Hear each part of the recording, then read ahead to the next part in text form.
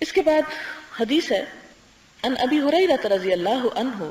ان النبی صلی اللہ علیہ وسلم قال من كان يؤمن بالله واليوم الآخر فليكرم ضيفه ومن كان يؤمن بالله واليوم الآخر فليصل رحمه ومن كان يؤمن بالله واليوم الآخر فليقل خيرا أو ليصمت. متفق علیہ. حضرت ابو ہریرہ رضی اللہ تعالی عنہ سے مروی ہے کہ حضور صلی اللہ علیہ وسلم نے فرمایا جو تم میں سے اللہ تعالیٰ پر اور آخرت کے دن پر ایمان رکھتا ہے اسے چاہیے کہ اپنے مہمان کی عزت کرے، اور جو تم میں سے اللہ تعالیٰ پر اور آخرت کے دن پر ایمان رکھتا ہے اسے چاہیے کہ صلہ رحمی اختیار کرے، اور جو تم میں سے اللہ تعالیٰ پر اور آخرت پر ایمان رکھتا ہے اسے چاہیے کہ اگر بولے تو اچھی بات کرے ورنہ خاموش رہے. یہاں پر آپ دیکھیں کہ تین چیزوں کو ایمان سے ریلیٹ کر دیا گیا. حالانکہ ہم تو سمجھتے ہیں ایمان کا مطلب ہے لا الہ الا اللہ دل میں پڑھ لیا جائے، جبکہ ایمان کا حقیقی معنی کیا ہے کہ جو ایمان رکھتا ہو وہ مہمان کی عزت کرے. عزت میں کیا چیز شامل ہے کہ اس کے ساتھ وہ معاملہ کرے جو وہ اپنے لیے پسند کرتا ہے کہ اس کے ساتھ کیا جائے. مہمان کی عزت اور خاطرداری کا اس لیے بھی حکم دیا گیا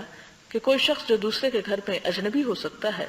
وہاں پر جا کر وہ خوف زدہ یا پریشان نہ ہو، بلکہ اسے اپنا گھر سمجھتے ہوئے وہاں پر رہ سکے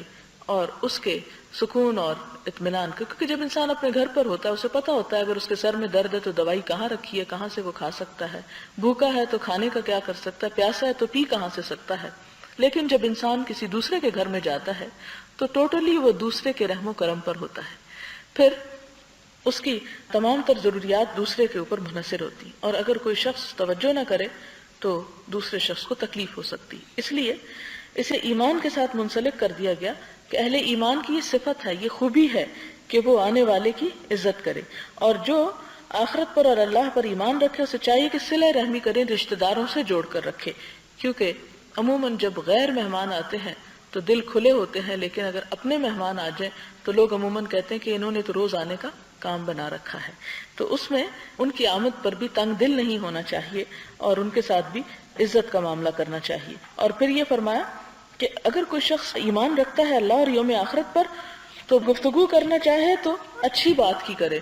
ورنہ چپ رہے، یعنی دوسرے کا دل نہ توڑے